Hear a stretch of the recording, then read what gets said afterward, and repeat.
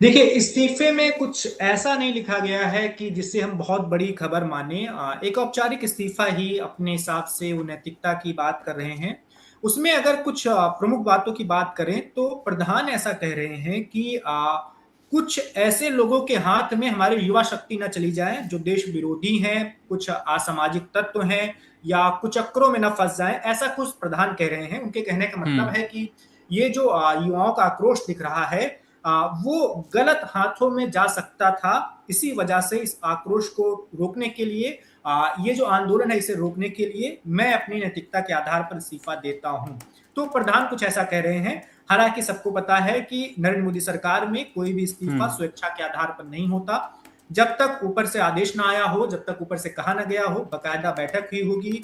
प्रधानमंत्री की जो कोर टीम है, जो सारे फैसले लेती है, पीएमओ में जो लोग रहते हैं, जो सारे मंत्रालयों में अच्छा खासा दखल रखते हैं, उन्होंने फैसला लिया होगा कि इस मौके पर यही ठीक रहेगा कि धर्मेंद्र प्रधान अभी इस्तीफा दे दें।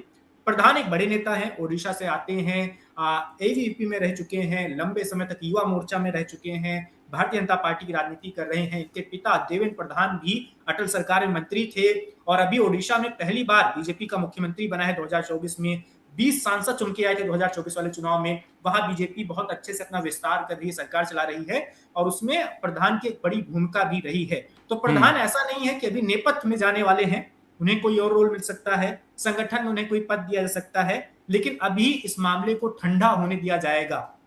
तो प्रधान का बिल्कुल। इस्तीफा हो चुका है और सवाल ये उठ रहा है कि जो मंत्रिमंडल में फेरबदल की बात हो रही थी नरेंद्र मोदी सरकार में, वो कब होगा और उसमें नया शिक्षा मंत्री किसे बनाया जाता है। जो भी बनेगा हम्म। उसके ऊपर अलग से एक दबाव होगा। प्रधान से अलग हटकर उन्हें अपनी एक छवि बनानी पड़ेगी। अब एक भी पेपर लीक होना सरकार के लिए बहुत बड़ा खतरा माना जाएगा। इसीलिए हम्म। अब बहुत ही ज्यादा सोच समझ कर आगे बढ़ने की जरूरत है। फूंक फूंक कर कदम रखने की जरूरत पड़ेगी सरकार को। बिल्कुल। धर्मेंद्र प्रधान के इस्तीफे के बाद बयानबाजियों का दौर तेज है और अब अरविंद केजरीवाल की भी टिप्पणी आई है। उनका कहना है कि लोकतंत्र की बड़ी जीत है। इससे पहले भी ये वही अरविंद केजरीवाल है जो कि छात्रों के साथ खड़े नजर आए थे, जंतर मंतर पहुंचे थे। इसके अलावा उन्होंने ये भी कहा था कि आप प्रोटेस्ट जारी रखिए, लाठी चार्ज आप पर होता है, मुकदमा आप पर होता है, मैं आपके साथ खड़ा हूं, आपको अच्छे से अच्छा लॉयर मिलेगा, आपका भविष्य खराब नहीं होने दूंगा, खिलवाड़ नहीं करने दूंगा। पूरा पोस्ट आपको कुछ देर में बताएंगे अरविंद केजरीवाल का। उससे ठीक पहले रवि जी के पास चलते हैं। रवि सर, इस्तीफा हो गया है, डिमांड भी पूरी हो गई है, क्या इससे सचमुच सरकार का डैमेज कंट्रोल हुआ? छात्र अब संतुष्ट हो जाएंगे या फिर आगे कुछ और बड़ा प्लान कर रही है सरकार? जी बिल्कुल, मुझे लगता है कि बात सरकार के हाथों से लगातार निकल रही थी और ऐसे में सरकार का यह डिसीजन मुझे लगता है ये पूरी तरह से डैमेज कंट्रोल करने में कामयाब सिद्ध हो सकता है। क्योंकि जिस प्रकार से अनशन तुलवाया गया उसके बाद अब धर्मेंद्र प्रधान का इस्तीफा कहीं ना कहीं वह सभी मांगे लगभग पूरी हो चुकी हैं। क्योंकि प्रधानमंत्री मोदी जी ने जिस प्रकार से हम्म। सजा का प्रावधान किया है, जिस प्रकार से मुआवजे का बात की, जिस प्रकार से आगे बढ़ने की बात कही, युवाओं की बात की, शिक्षा की बात की, ऐसे में लोगों के मन में एक विश्वास जरूर बना है। और जिस प्रकार के वीडियोस लगातार डेली आ रहे थे, लोगों के मन में एक शंका थी कि बच्चों के साथ शायद खिलवाड़ हो रहा है, उनको पुलिस द्वारा ज्यादती की जा रही है, उसका भी उसके लिए भी जो बात होगी भविष्य में हो सकती है। लेकिन सच्चाई यह है कि जो डिमांड पार्टी की तरफ से रखी गई थी, कांग्रेस जनता पार्टी की तरफ से रखी गई थी, उसे पूरा करके जी। कहीं ना कहीं पूरी तरह से डैमेज करने की पार्टी ने कोशिश की है। और मैं समझता हूँ कि इससे, क्योंकि पार्लियामेंट सेशन चल रहा है, तो ऐसे में यह एक जरूरी हम्म। कदम सरकार का है। क्योंकि विपक्षी पार्टियां पूरे जो मामले को, पूरे इस आंदोलन को हाईजैक करती सभी समझ रहे थे। और लगातार ना सिर्फ हम बात करें कांग्रेस की, बात करें चंद्रशेखर आजाद की, बात करें आम आदमी पार्टी की, बात करें समाजवादी पार्टी की, मतलब सबको कुछ 2027 के चुनाव नजर आ रहे थे और कुछ को जो है अपनी देश की 2029 के चुनाव नजर आ रहे हैं। तो कुल मिला के सभी राजनीतिक पार्टी को पता था कि एक ऐसा मुद्दा है जिस पर सरकार को घेरा जा सकता है और सरकार पूरी तरह से दबाव में भी है। ये साफ साफ दिखा, मतलब प्रधानमंत्री मोदी जी के कार्यकाल में मैं पहली बार यह समझ पा रहा हूँ कि इतने दबाव में सरकार मुझे दिखाई दी। तो ऐसे में ये सच्चाई है कि हम्म। सरकार दबाव में, सरकार ने इस डिसीजन को लेकर कहीं ना कहीं बाजी मारती हुई नजर आ रही है। क्योंकि डिमांड पूरी हो चुकी है। अब अगर कोई उपद्रवी किसी प्रकार का उपद्रव फैलाता है या किसी प्रकार का एलिमेंट, तो कोई भी इस प्रकार की हरकत करता है, तो मुझे लगता है उस पर एक्शन लेगी सरकार। क्योंकि पूरे देश की नजर है, सरकार मान रही है, मोदी जी मान रहे हैं। और सबसे बड़ी बात है, अगर अब भी किसी प्रकार की इस प्रकार की घटना सामने आती है तो साफ जी पता चल जाएगा कि कहीं ना कहीं ये माहौल बिगाड़ने की कोशिश है, विपक्षी पार्टियों के लोग वहां पहुंचे। तो ऐसे में क्योंकि सभी स्टूडेंट नहीं थे, स्टूडेंट में भारी मात्रा में हम्म विपक्षी पार्टियों के लोग पहुंच रहे थे, उनको पता था उनके नेता वहां आने वाले हैं, तो इस प्रदर्शन में शामिल होने वाले हैं, लगातार इस प्रदर्शन से वो लोग जुड़े रहे हैं। तो ऐसे में उनका वो कितने समय में अभी तो ये आंदोलन पूरी तरह से खत्म किया जाएगा, ये देखने वाली बात होगी। लेकिन सच्चाई है कि अब नजर सिर्फ इसी मुद्दे पर है। उन लोग सामने आते हैं, बीजेपी का बयान क्या आता है, क्या वो किसी करेगा, क्या बताएगा, और अगर अब आगे बढ़ते हैं या पीछे हटते हैं, ये देखने वाली बात होगी। बिल्कुल जाहिर तौर पर जंतर मंतर पर एक बार फिर जश्न का माहौल है, एक ऐसा माहौल जिसके लिए इन कॉकरोचेस ने, इन छात्रों ने इंतज़ार किया। 30 से 35 दिन लगे, लेकिन वो मंजर ज़रूर उनको देखने को मिला जिसका इंतज़ार था। धर्मेंद्र प्रधान अब देश के शिक्षा मंत्री के तौर पर आपको नज़र नहीं आएंगे, कुर्सी छोड़नी पड़ी है। और ये बात सरकार स्वीकार ना करे, लेकिन पूरा देश जिस तरह से इस प्रोटेस्ट की आप इंटेंसिटी को देख रहा था, इस प्रोटेस्ट में लगातार जुटते छात्रों को तमाम पार्टीज का समर्थन, इसके साथ साथ शिक्षकों का समर्थन भी मौजूद था, वो बताता है कि जेन जी में कितनी ताकत है देश की और वो क्या करने वाले हैं। अभिजीत दीपके को लेकर बार बार हमने कहा, उनकी एक लाइन जो सबसे ज्यादा इस वक्त सोशल मीडिया पर तैर रही है वो यही कि दुनिया झुकती है, झुकाने वाला चाहिए। चेहरे पर मुस्कान है, हाथ में तिरंगा है, बार बार अपनी जीत का जश्न जंतर मंतर से मनाते हुए नजर आ रहे हैं अभिजीत दीपके, उनके तमाम समर्थक। कुछ देर में आपको विजुअल्स दिखाएंगे जंतर मंतर से लाइव, जहां पर आपको नजर आएगा कि कैसे खुशी का माहौल है। और वो पोस्ट भी आपको बताते हैं कॉकरोच ने जो किया है, कॉकरोच जनता पार्टी ने, कॉकरोचेस वॉन, डेमोक्रेसी वॉन, यानी कि ये जीत सिर्फ छात्रों की नहीं है, ये जीत लोकतंत्र की भी है। ये खूबसूरत टिप्पणी है अपने आप में।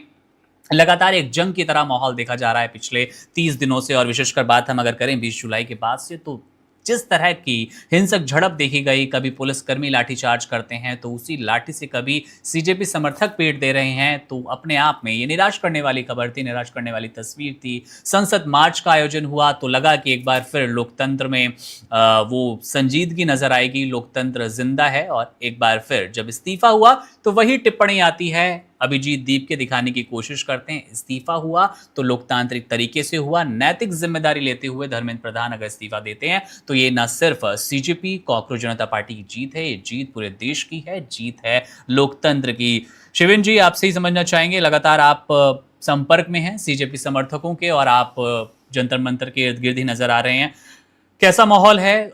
चूंकि जश्न की तस्वीरें हम लगातार अपने दर्शकों को दिखाने की कोशिश कर रहे हैं, आपसे भी समझना चाहेंगे इस जीत को किस तरह से अभी सीजेपी समर्थक, सीजेपी के वो नेतृत्वकर्ता जिन्होंने दिन रात एक वहां पर रहकर, जंतर मंतर पर मौजूद रहकर लाठियां खाई, इसके साथ साथ अपनी मांगों पर, अपने दावों पर अड़े रहे, इस जीत को वो कैसे देख रहे हैं, कैसे सेलिब्रेट कर रहे हैं?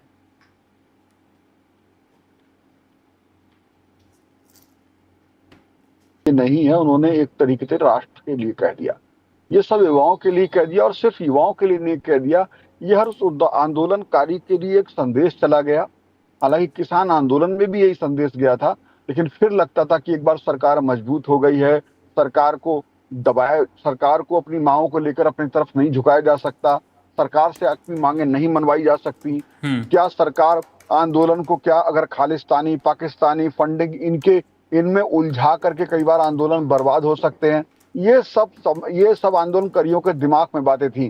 क्या ये जुमले आंदोलन को कमजोर कर सकते हैं? ये सारी चीजें थी। लेकिन इस बार जो उन्होंने बात कही है, झुकती है दुनिया, झुकाने वाला चाहिए, ये पूरे राष्ट्र में युवाओं, किसानों, महिलाओं के पास जो सरकार के सामने रखता है, और उसे लगता है कि सरकार बहुत मजबूत है, बहुमत में है या पूर्ण बहुमत में है। तो ये समझ में आ गया है, आंदोलन अगर ढंग से किया जाए, अहिंसा से किया जाए और निरंतर किया जाए, आपके अंदर धैर्य हो, तो लोग आपके साथ बढ़ते चले जाए।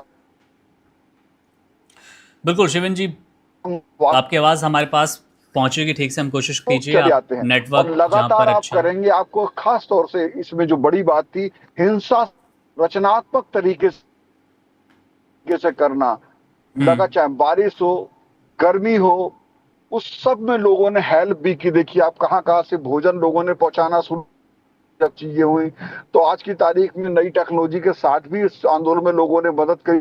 तो बात।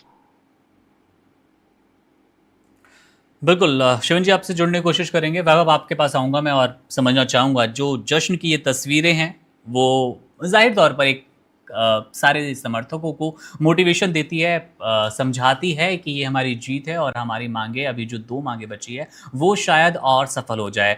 हमने शिवन जी से भी समझने की कोशिश करी कि ये जो 2 मांगे हैं जिसमें 1 करोड़ का मुआवज़ा और दूसरी मांग में तमाम मुकदमे हटा लिए जाए उन सभी छात्रों पर से, उन प्रदर्शनकारियों पर से जो कि 20 जुलाई और 20 जुलाई के बाद 21-22 तारीख को हुए हैं लाठीचार्ज, पत्थरबाजियों के भीतर। और इसके अलावा जो एक आप कह सकते हैं पुलिसकर्मियों को लेकर इनकी डिमांड है कि पुलिसकर्मियों पर भी एफआईआर हो, मुकदमे हो। इसको लेकर आप कैसे देख रहे हैं? क्या सरकार सिर्फ इस्तीफे तक सीमित रहना चाहती है? उनको लगना शुरू हो गया होगा कि ये हमारा सबसे बड़ा मूव है, इससे ज़्यादा हम किसी डिमांड की तरफ आगे बढ़ना नहीं चाहते, समझौता इतना ही होगा।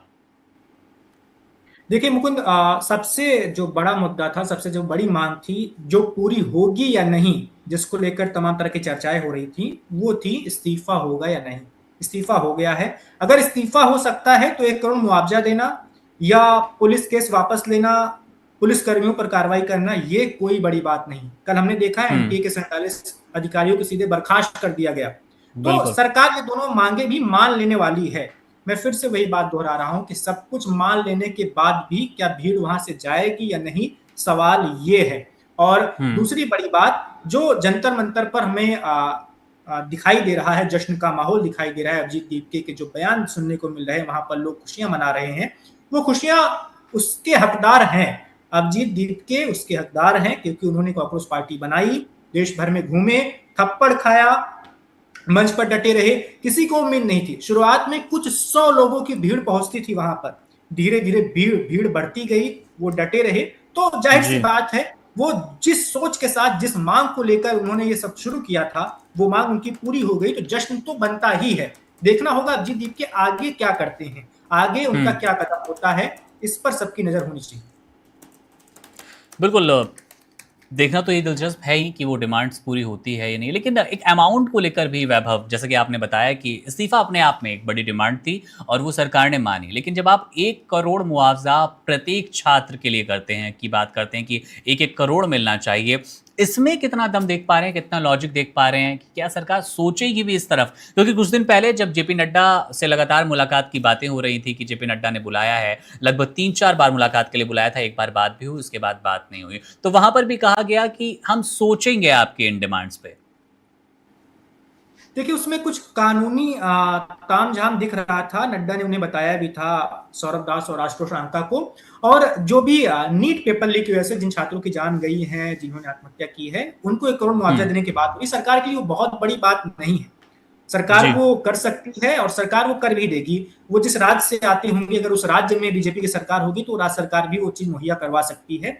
तो बीजेपी के लिए, खासकर सरकार के लिए, ये बड़ी परेशानी नहीं होने वाली। मुआवजा देना हो या फिर पुलिस पर कार्रवाई करनी हो, उन अधिकारियों को हटाना हो, दूसरी जगह पर जाकर उनका ट्रांसफर करना हो, वो सब होगा। सीजेपी ये जो बड़ी मांगे मान ली जाएंगी, उसके बाद वो क्या करेगी, मैं फिर से वही बात दोहरा रहा हूं कि आगे क्या होने वाला है। अभिजीत दीप के अब भले ही कहें कि 2 मांगे और हैं, 2 मांगे और हैं, इन्हें भी मानी जानी चाहिए। अभी कुछ ही देर के बाद जेपी नड्डा, जितेंद्र सिंह, सीजेपी के दोनों प्रवक्ताओं से फिर से मिलने वाले हैं।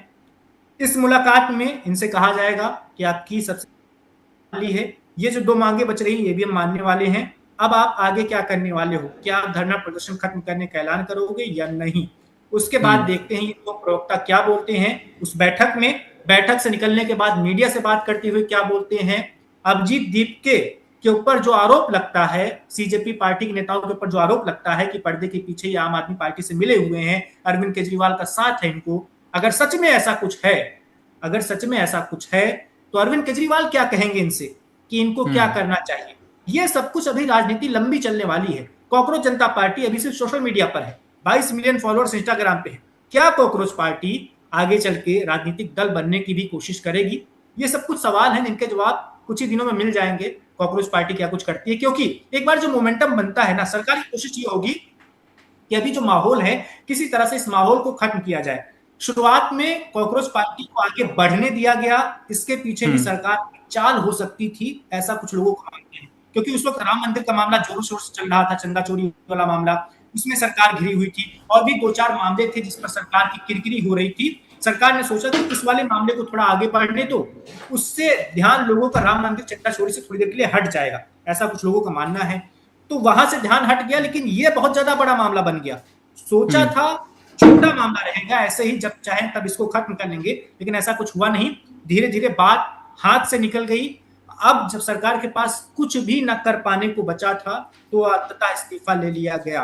तो सीजेपी का मानना यह होगा कि ये जो माहौल बना हुआ, इस माहौल को कैसे भुनाया जाए, कैसे अपने आप को लगातार जीवंत रखा जाए, अपनी सक्रियता बनाए रखी जाए, युवाओं को अपनी तरफ आकर्षित करके रखा जाए। सरकार चाहेगी किसी तरह ये सब खत्म हुआ, बहुत हो गया, बहुत किरकिरी हो गई, अब आगे बढ़ते हैं। Subscribe to One India and never miss an update.